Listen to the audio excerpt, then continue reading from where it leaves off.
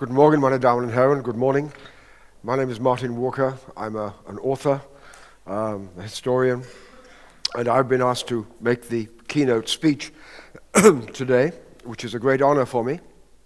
And one of the roles I've had in my life was to be a fellow of the Woodrow Wilson International Center for Scholars in the United States, which gives me a link with Einstein, the great scientist, since he was a fellow at the Princeton wing of the Woodrow Wilson Center.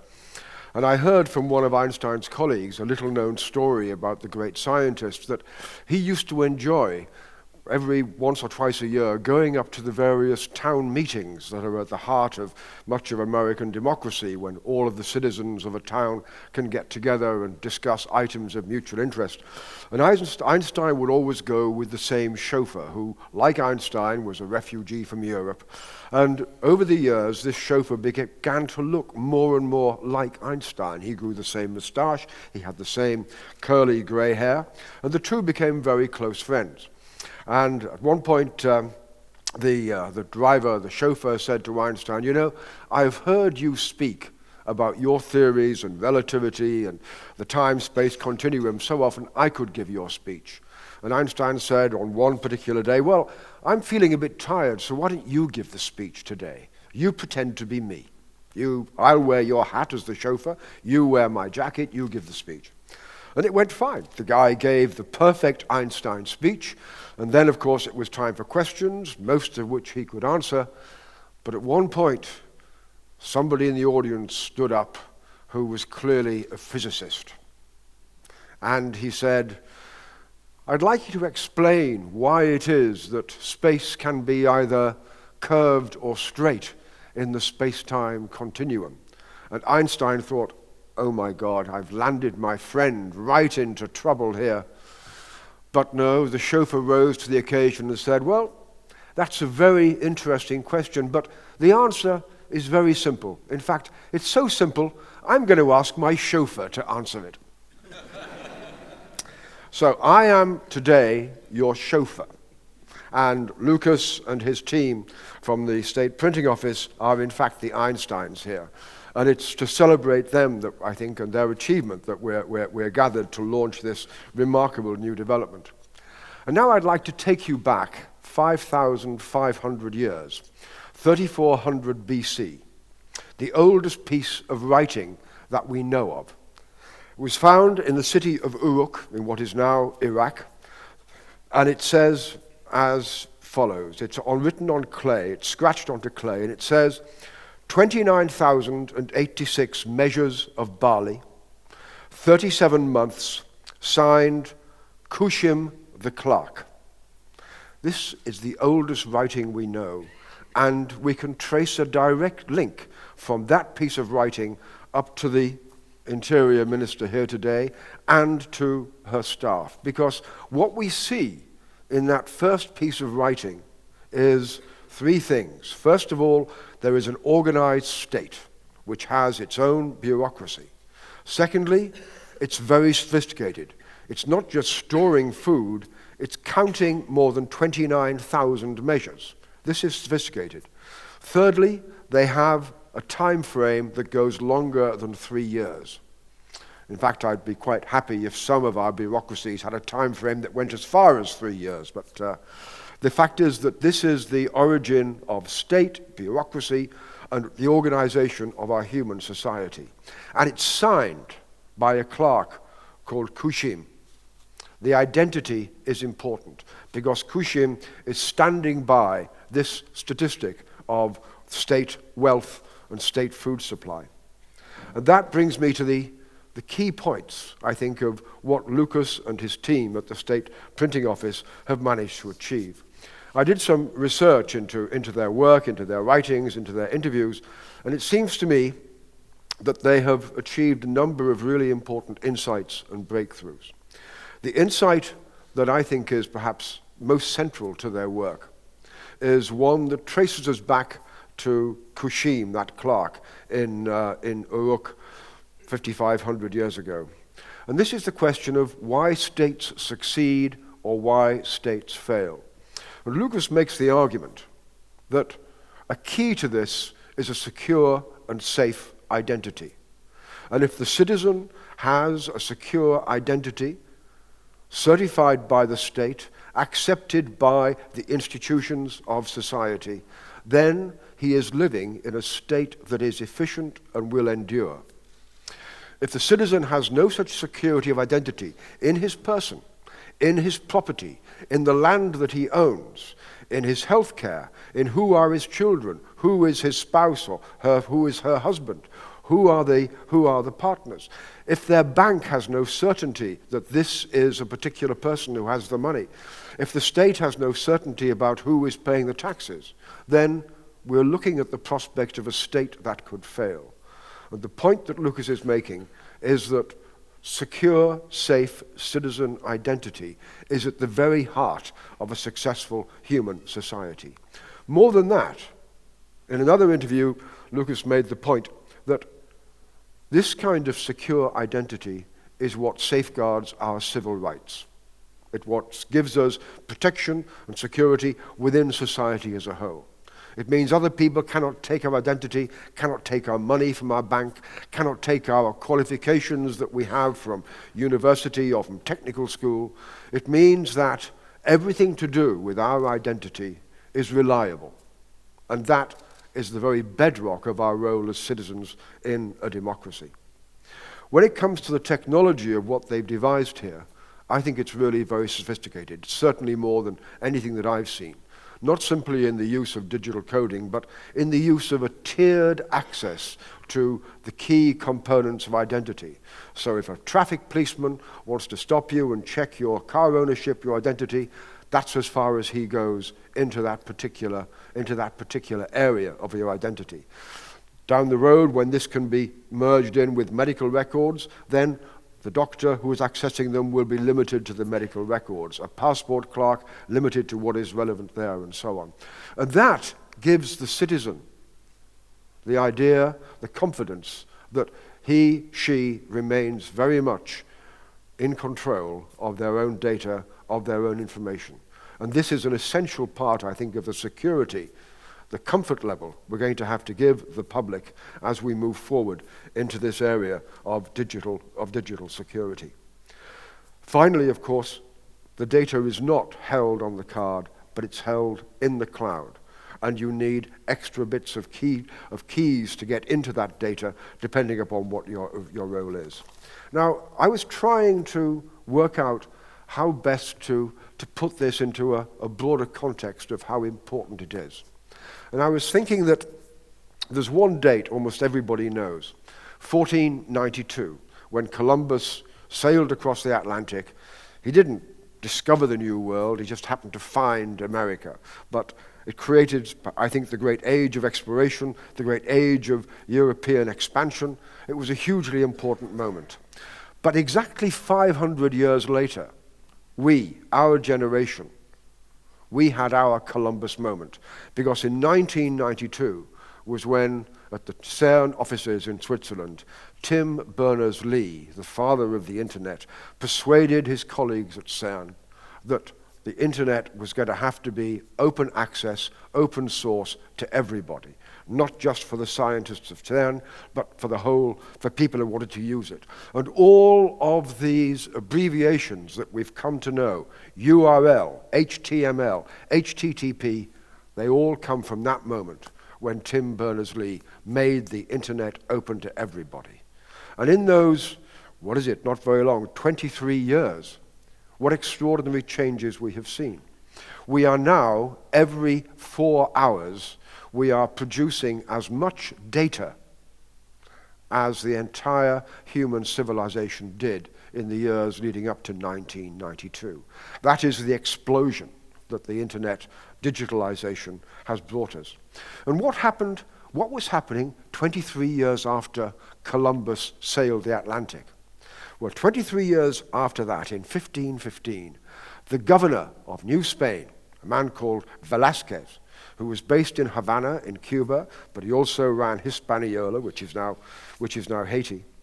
He was discussing with one of his young aides, a man called Cortés, how they could really benefit from these explorations of Columbus.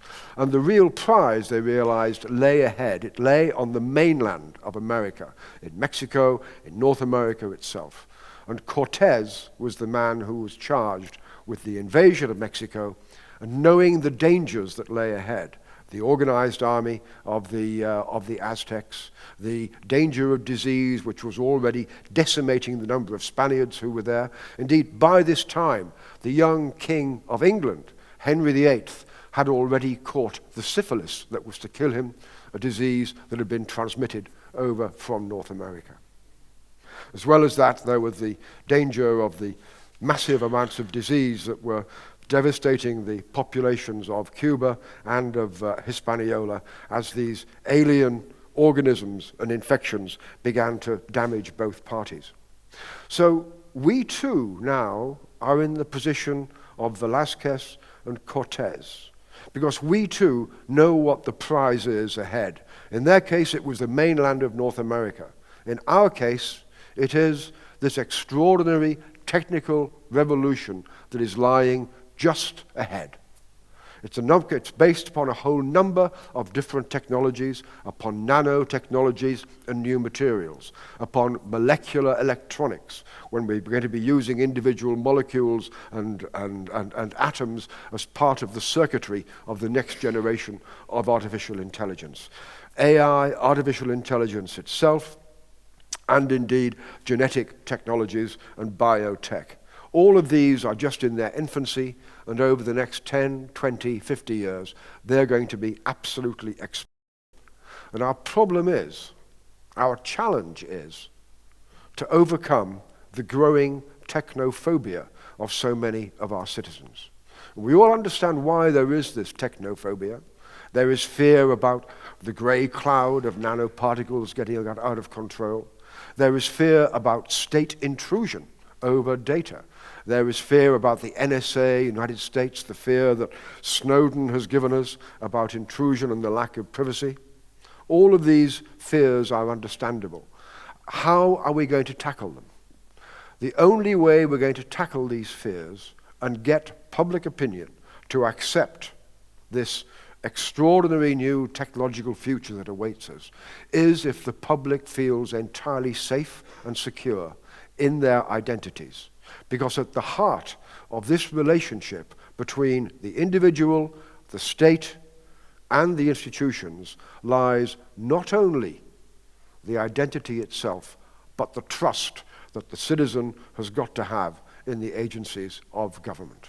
And this, I think, is absolutely key to the insights and the achievements that Lucas and his team at the State Printing Office have managed to achieve. Now, parts of this brave new world that we're heading for, parts of this extraordinary new technological future, really we can only just dimly try to discern. My own new novel is very much about this. It's about the world of 2064, what the future might be like, the degree to which we'll be engaged in direct relationships between humans and artificial intelligence. And I can tell you, when I began getting interested in this, and it was a moment in Iraq, in the Iraq War in 2003, which I was there as a journalist. And I was with the British troops around Basra, and then with the Americans going up to Baghdad. And at one moment I was with an American unit who had a small number of robots that were searching for explosives, IEDs, unexploded bombs, and booby traps. And at one point, one of these robots was blown up by one of these booby traps. And to my astonishment, these American troops, these hard-bitten soldiers, it was like they had lost a friend. It was not as bad as losing a human comrade, but they buried this robot with ritual, with respect. They took off their helmets, and I thought, this is interesting.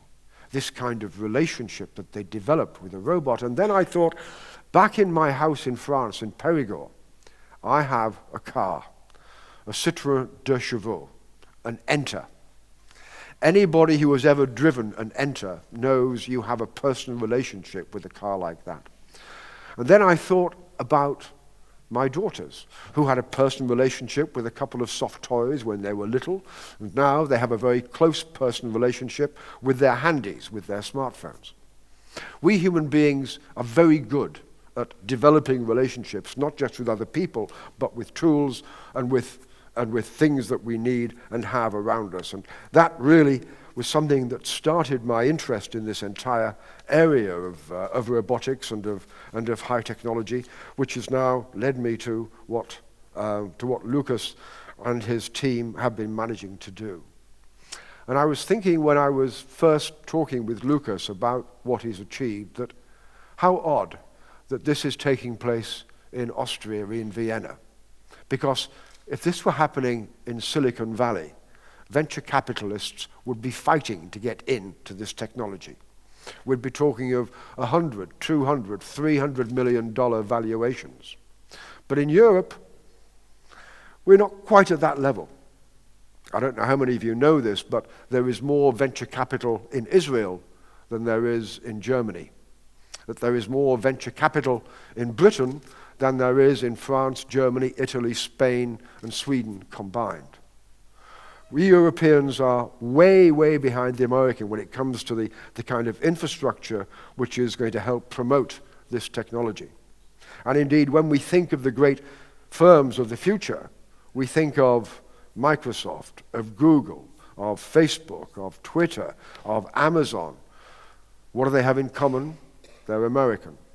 But we have a handful of European champions, SAP in Germany, ARM in Britain, GSK McLaren and their work on health chips that is coming out of the UK, and now the Austrian State Printing Office. And I think that, Lucas, if this were California, you'd be a multimillionaire by now. And so let me leave you with this particular thought. In Europe, there has never been any shortage of brains. In Europe, there's never been any shortage of talent, never been any shortage of courage.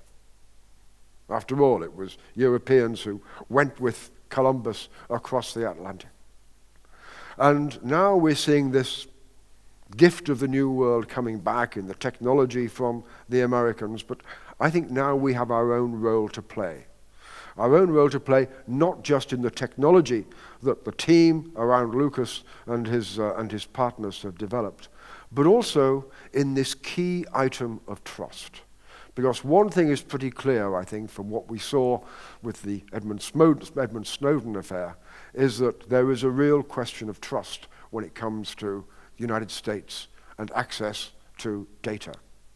And I think we Europeans have got an opportunity, and an important one, to ensure that this kind of new world of information technology and data is going to be safe as far as the citizens are concerned. It's going to be trustworthy as far as our citizens are concerned. And I really hope this is true, because, and I'm confident that it might well be true, because of something that happened this week. And that was that Microsoft has agreed that in order to work with its European customers, their data is going to be stored upon European servers, and so will not be accessible by the American government authorities. I think Europe really has to take a lead in this, and I think Lucas and his team have given us the technology that allows this to happen. So I take my hats off to Lucas and to the people at the State Printing Office, and I take my hat off to that little man 5,500 years ago, the clerk, Kushin, who reminds us that the very essence of organized human society is a bureaucracy, a reliable state, and a reliable sense of identity. We know who he was, and I just hope that in the future we will all be quite sure that we know, and the state knows, who we are and why we're citizens in a democracy. So thank you very much indeed. Well done, Lucas.